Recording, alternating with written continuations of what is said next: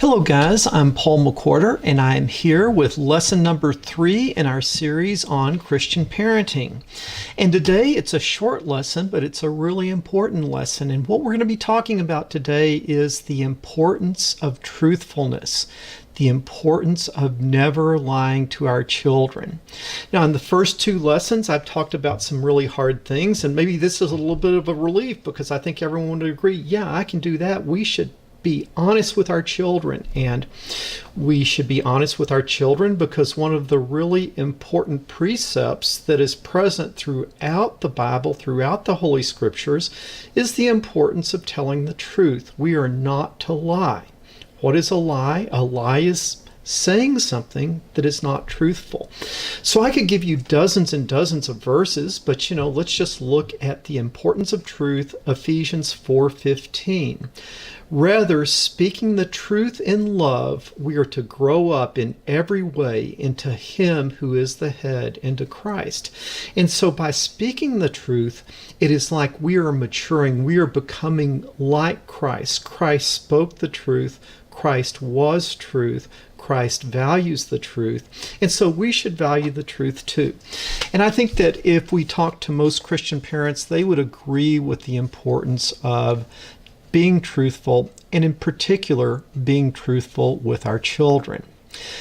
So I want to ask you, can you think of an area where, as a matter of culture and a matter of habit, something that culturally and traditionally and out of habit that we do, that is lying or not being honest with our children? Not being honest with our children, telling them something that is not true, is the same as lying to our children.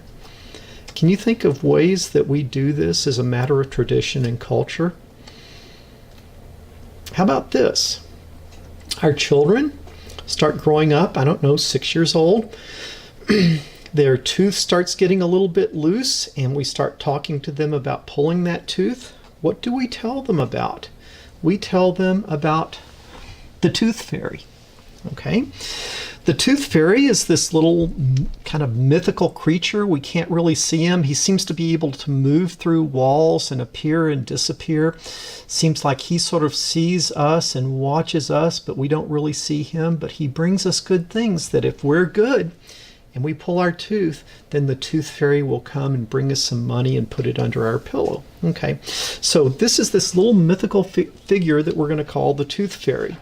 And so what I'm going to do is I'm just going to put him or her, I'm not sure if the tooth fairy is a boy or girl, but we're going to put him in this little basket. And we might kind of think of this basket as this little basket of mythical, amazing little creatures that we think about. Well, is it just the tooth fairy, or would it be something else? How about springtime rolls around and we are going to celebrate Easter, and we start teaching our children about this mythical little character, which is the Easter Bunny.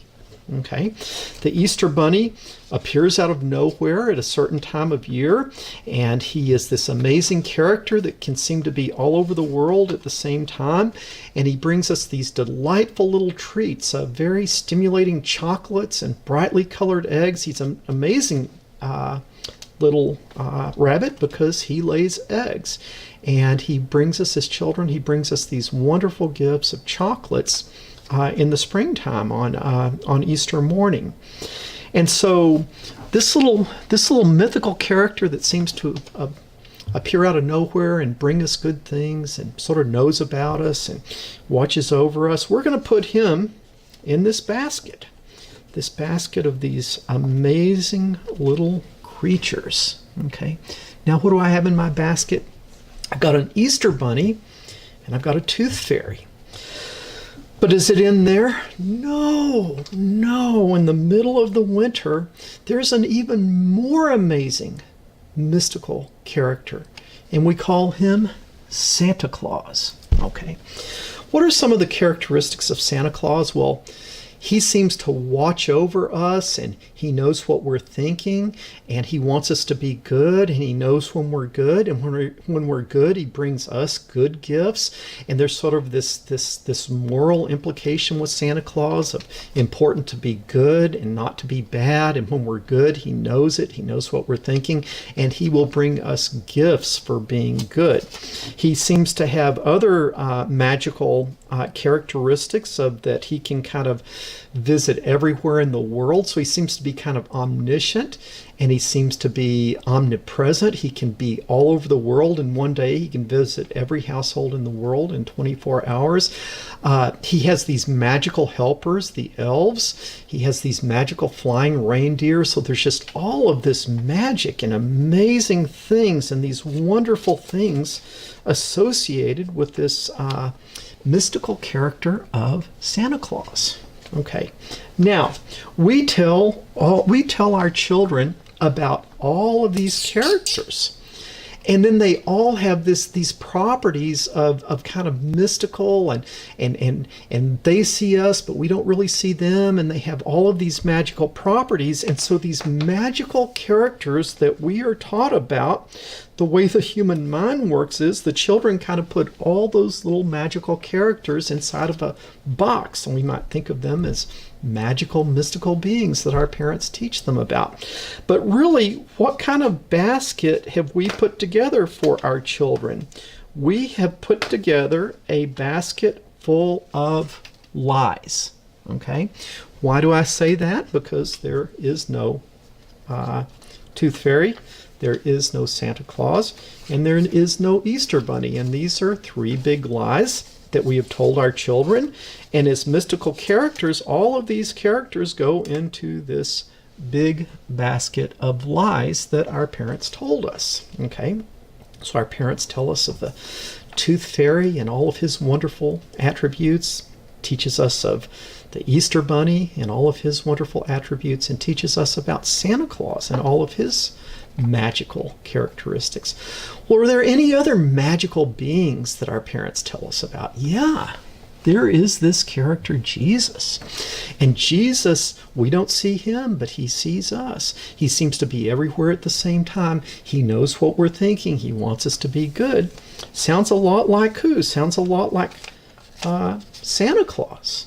Has some characteristics of the tooth fairy. Has some characteristics of the Easter Bunny. So as a child, where should we put this wonderful character of Jesus? We should put him in this basket, which is the basket of lies that our parents have told us. This big basket of lies. Okay. So what happens as the child begins to grow and the child begins to learn the truth about things? What's the first thing that he probably learns? Well, he probably learns that the Easter Bunny is not real. And he learns that the tooth fairy is not real. And he learns that Santa Claus is not real. So what does he learn? He learns that his parents have told him all of these wonderful characters, all of these supernatural, mystical characters. And what does he learn? He learns that they're all lies. What happens?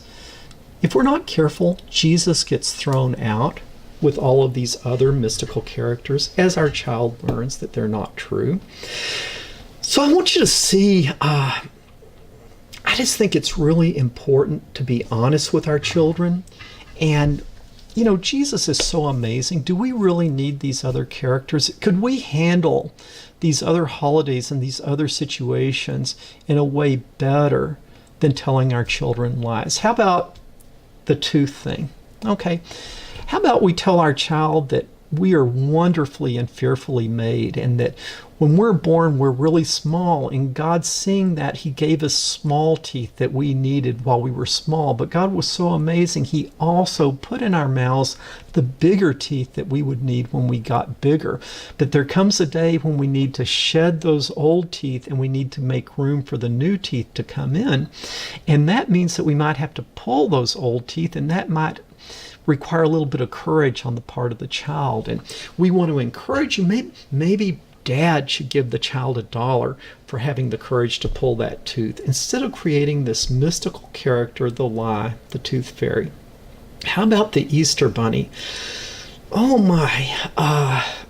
You know, Easter morning is about the most wonderful, spectacular, supernatural thing that ever happened in the history of mankind, and that was the resurrection from the dead, the resurrection of Jesus Christ.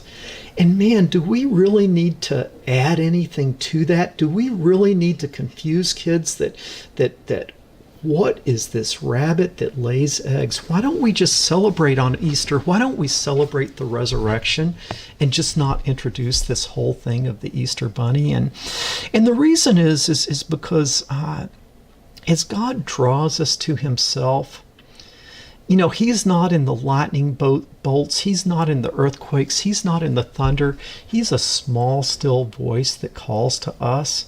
And because he's a small, still voice, we need to be quiet and listen.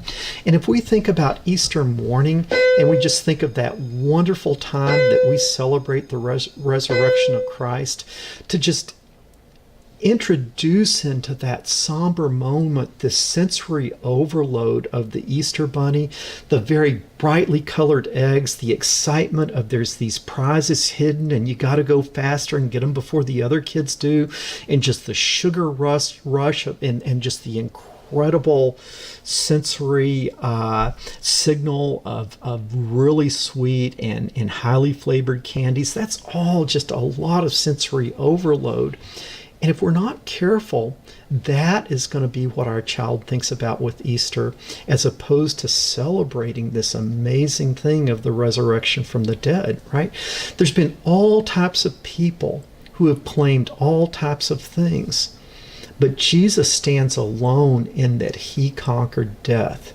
He proved that what he said was the truth by being resurrected from the dead. And that resurrection is really what we as Christians should be celebrating on Easter morning. And this is a real tough one to deal with, because this Easter egg hunt and this Easter bunny have become very much a part of a large majority, probably I would say large majority of our cultural Christianity. And so a whole lot of churches come in on Easter, and yes, we talk about Jesus in the service, but we're getting ready for the Easter egg hunt, and we go out, and the Easter egg hunt, if we're not careful, just completely overpowers the message of the resurrection.